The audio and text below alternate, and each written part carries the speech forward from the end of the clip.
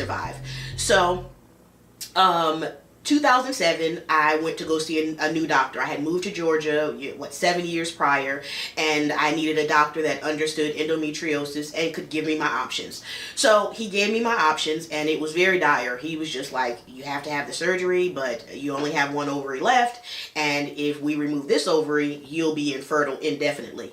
So at that time, oh, and let me rewind, I'm just all over the place with this story. I need to have notes. I need to have like an outline. But anyway, so during that 7 years, I had started to want a baby. Now, when I was in high school, there was a lot of sex going on and a lot of pregnancy amongst, my friends and just the school period. Like all of my homegirls in high school had babies or had had an abortion or had given a baby up for adoption. Like everybody, for the most part, had been pregnant at some point in time.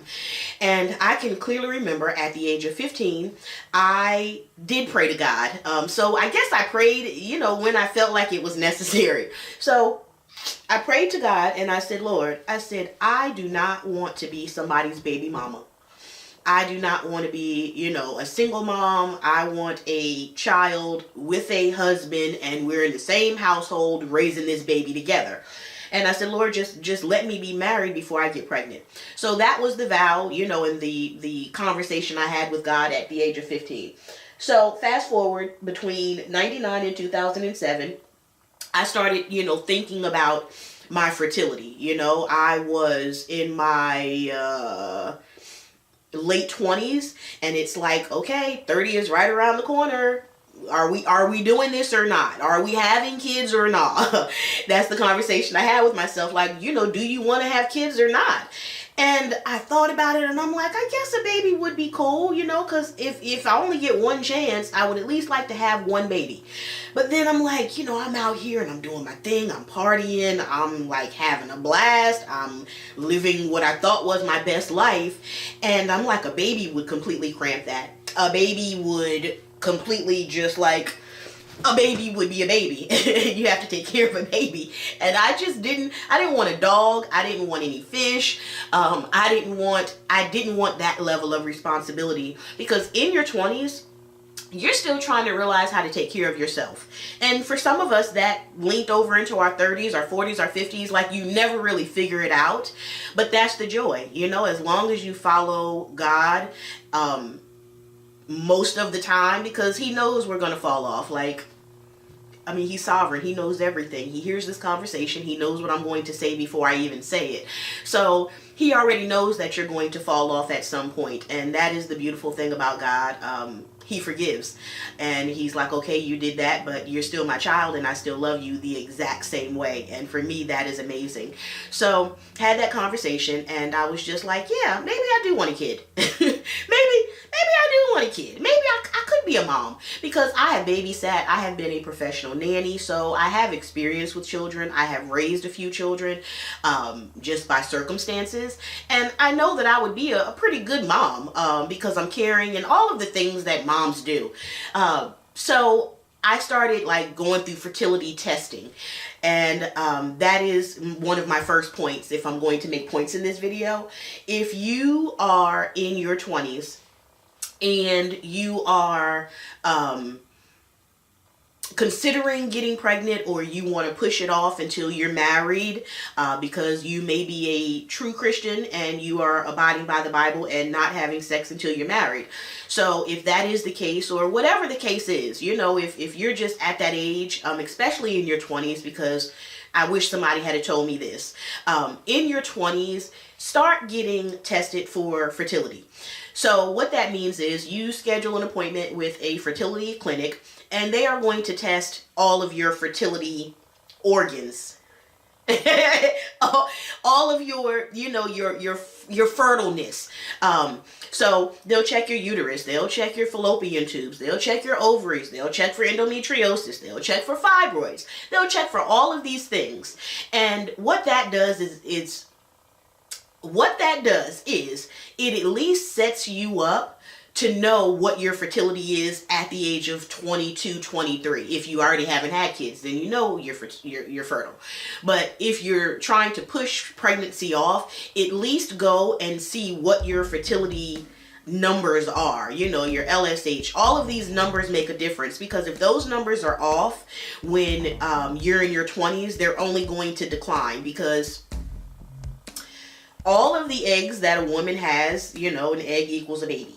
So all of the eggs that a woman has, she's born with. So when we're born, the little eggs that are inside our little bitty bellies are all the eggs that we'll have in a lifetime. So as you get older, I don't know how many eggs we drop a month, but as you get older, that's why fertility starts to decline as you get older, because you got old eggs. You have eggs that, you know, were with you since you were born. They've just kind of been chilling. So go get tested in your 20s for fertility. And then second point, before I move on, is find out what it takes to freeze your eggs. And I wish I had have done that when I had, you know, like good eggs, young eggs, because then you have the potential or the possibility of years later, if you want to go ahead and have a baby, you got eggs on deck. You got eggs in the freezer, and they are just waiting to be thawed out and implanted, and then boom, a baby. So those are two things that I would suggest to anybody that is watching that is like in their early 20s, mid 20s. I wouldn't wait until 30, because that is 30 years worth of menstrual cycles. Well, not 30 years, you weren't bleeding when you were born, but that is a good time in the 20s, because you still have a lot of your eggs and you're at your, you know, your highest peak of fertility outside of when you're a teenager. So that's that.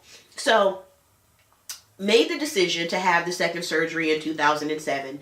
And we talk about regret. We talk about not holding on to mistakes that we've made and decisions that we made that ultimately, you know, changed the course of our life. And for me, that decision of going to that doctor and not getting a second opinion, not going to any other doctor to say, well, hey, you know, what do you think? Do you think I need to have this surgery? Because if I have this surgery, then I'm definitely going to be infertile. I didn't do that. I just wanted the pain to stop. And for me, the only way that I knew for the pain to stop was to have the surgery, because that's what happened last time. So had the surgery, and didn't find out until I got my medical records from all of my surgeries, just so I could have something tangible. I almost died in that surgery. I bled out and they couldn't stop the bleeding. And when they got in there, it was way more damage than what they thought. So they ended up calling my mom, because I was here. I was in Georgia. Well, yeah, I was here by myself. My mom didn't come for that surgery. So they called my mom and they told her what was going on, you know, and they were like, well, do you want us to give her a hysterectomy because she's bleeding just that bad? And my mom said, no, do not give her a complete hysterectomy. Do what you need to do to save her life, but do not remove all of her lady parts. do not remove all of her lady parts. So doctor said, okay, fine. So they removed the scar tissue. They removed a piece of the other ovary that was damaged, and they left me with like a very little piece of an ovary. After that surgery, I think I think I had a menstrual cycle for maybe a year, and then it was like hit or miss. It was like, have you seen my period? Oh, you haven't. Oh, neither have I. So it was never a time that I was like, oh, I may be pregnant. That's why I don't. It was like, it's my endometriosis, and you know, it's the fact that I only have a piece of an ovary, so it's doing more work. And by then it was like perimenopause, which is the step before menopause, and I was like 29 in like perimenopause. And then by maybe 32, 33, I was full menopause, and now I haven't had a menstrual cycle for maybe 8 years or so. If I see blood, I get nervous, because I'm like, excuse me, body, we're not supposed to be bleeding out of our vaginas at this point. So why are we bleeding out of our vaginas? So that is my story of infertility, how I became infertile. And I just want to talk about how I deal with it. So for a long time, like I said, I went through the fertility treatment. I did the testing. I signed up to purchase embryos. And there's a very funny story about the embryos. So I go to the fertility clinic and I sit down, with this wonderful fertility clinic specialist. And she's telling me all of my options. So she has this beautiful folder with all of these, all this information and all of the pricing. And anybody that goes into a situation that is probably going to be expensive,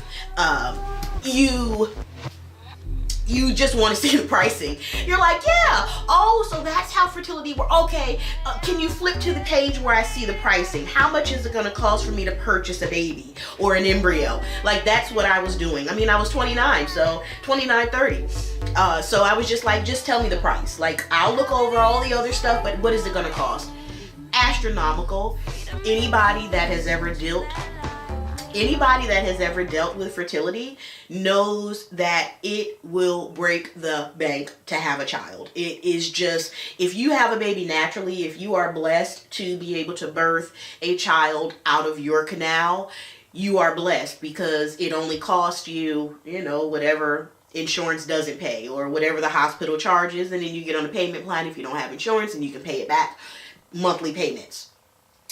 Honey, if you are infertile and you try to go and get a baby, adopt a baby, fertility treatment, embryo purchasing,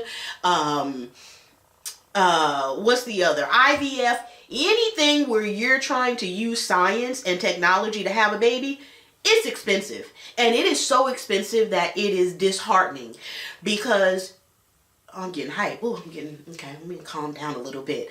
But it really saddened me, because when she flipped to the page of the price, it was like, excuse me, ma'am, the embryos are donated. So the embryos, the program that I was trying to sign up for, people had went through fertility treatment, IVF, sperm donor, whatever, like mainly IVF. And that's the insertion of the egg into, I think, IVF, in vitro fertilization. So they insert the egg, they insert the sperm, and then it may do its thing inside you, or they petri dish it, sperm, egg, and then they insert that whole thing into you and hope that it attaches and turns into a baby, an embryo. So the program that I had signed up for, I don't know how long I've been talking. 24 minutes. Okay, so where was I? So the program that I had signed up for was actually embryo donations. So they were families or people that had been through IVF. They had embryos, which is the actual baby, already created. Sperm and egg have met.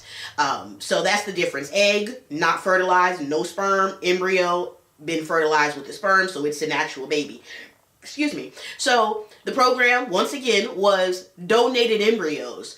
So it's like these people have already paid their money for the program, for the creation of their embryos. And now, because they're tired of having children, or they've had as many children as they want, they have donated the embryos to the fertility clinic. So you would think that there would be some sort of discount, because you've already gotten paid on the front end from this client. I'm coming in behind them. I just want to purchase the embryo that they donated. They didn't get any money for this embryo. So the price was just like, I might as well had, created my own sperm, my own egg, my own embryo, implanted it in myself, hired my own. The price, and I wish I had the paperwork, but that's not the funny part. So get on this list, and from the list, you're like, there's a waiting list. There's people in front of me. So they ask you questions like, well, what kind of baby do you want to have? So me being silly as I am, or was, it was like, well, heck, I can have any kind of baby. So if they're just going to give me an embryo, I could have a Mexican baby. I could have a white baby. I could have a Hispanic baby. Did I say Hispanic? I could have a Hispanic baby. I could have a black baby. I could have any race of a child that I wanted to, because the embryo is already created. So they put me on this list, right? And I'm waiting for an email where, you know, there's embryos that I'm up for. Like my name has come up on the waiting list. Price is right. They've called my name. I go down and get my embryos. So they finally emailed me maybe a month later. So there wasn't that many people before me, or so I thought. So they emailed me and they're like, you know, we have good news. We have an embryo, you know, that some embryos that's available, and we wanted to send you the information on the parents.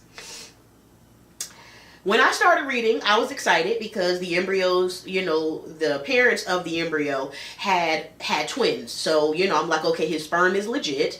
Her eggs are legit. You know, they produce twins. So this may be good. So I continue reading, right?